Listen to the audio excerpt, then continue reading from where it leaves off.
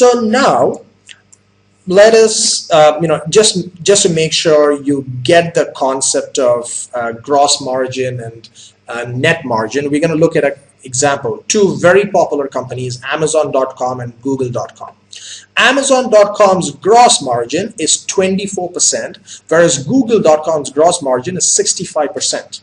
Now, if anybody who's not very well versed in finance is going to look at this and say, oh my God, Amazon is a terribly run company.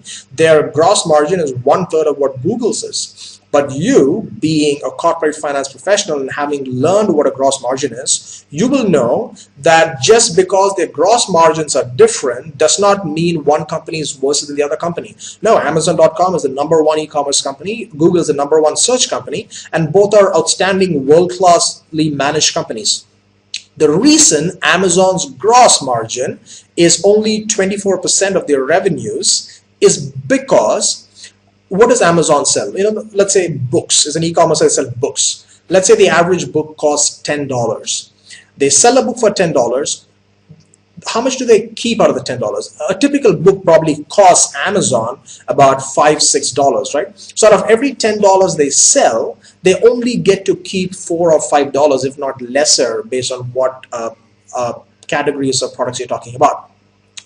So whereas when you come to Google, Google is a search company. They make all their money when you click on those advertisements in your search results. So let's say every time you click on that advertisement, let's say the average advertisement is $5 a click. The advertisers are paying Google $5 a click.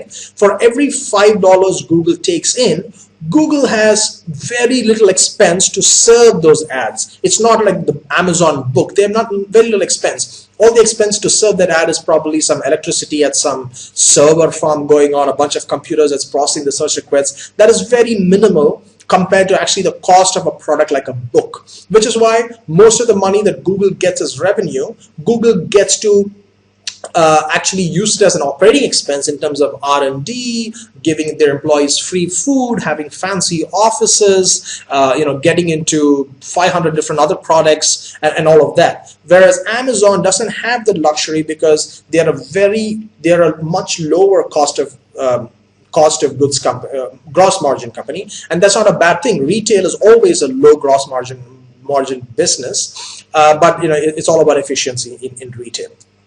That being said, now let's say you went to a restaurant like this with your parents, right? Something like this. It looks pretty fancy. I can already see, I'm going to sit down at this table here with my mother and I'm going to order, let's say, paneer tikka. Now, it looks like a really fancy restaurant, so I'm going to assume a paneer tikka plate here is going to cost about 600 rupees. My mother's going to find out that plate of paneer tikka costs 600 rupees, and she's going to go, oh my God, a plate of paneer tikka is 600 rupees. Imagine how much profit these people are making. Okay, let's stop there. Now, when she says, imagine how much profit these people are making when it's only when they charge 600 rupees for a plate of paneer tikka, the thought process that's going through her head is she's thinking, paneer probably costs 50 rupees max. Maybe they import their paneer, fine, whatever. 50 rupees. Their tikka, masala, oil, and all that stuff put together, another 50 rupees. So 100 rupees is the cost of making this paneer. Why are they charging me 500 rupees extra? So you realize what I'm trying to get at. When she says they're making so much profit, her expense calculation is stopping at gross margin. The cost of the paneer, the cost of the tikka and the masala and all of that is the cost of the ingredients, the cost of the gross margin. What she's not taking into account is she's not taking into account this, fancy lights up here. I've never seen lights like that in a restaurant. All these great ceilings and walls, the carpet, fancy chairs, maybe, white gloved hosts and hostesses serving you stuff.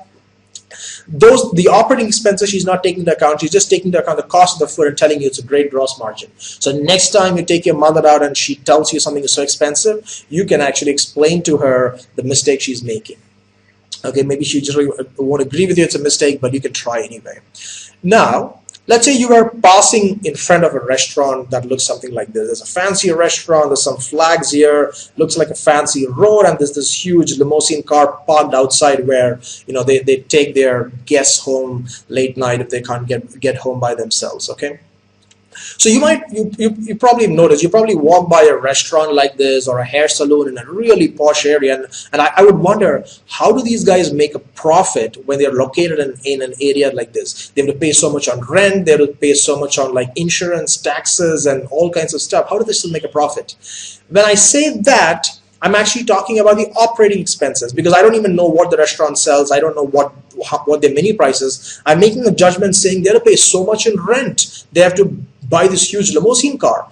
The rent and the cost of the limousine car are not cost of goods sold that contribute your gross margin, but they fall somewhere here, which essentially contributes to your operating expenses and your operating margin. So here I'm actually talking about their operating margin.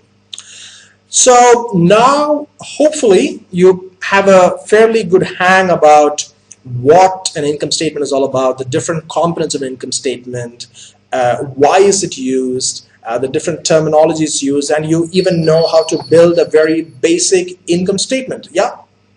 So in the next session, what we'll actually be doing is we will still stay with income statement, but we will take a special case of the income statement and we'll talk about special scenarios and revenues and expenses like revenue recognition, accrual accounting, and cash accounting.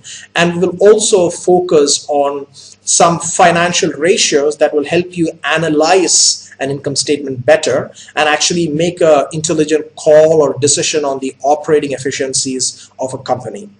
That is it for this session. Thank you very much. I will see you soon in the next session.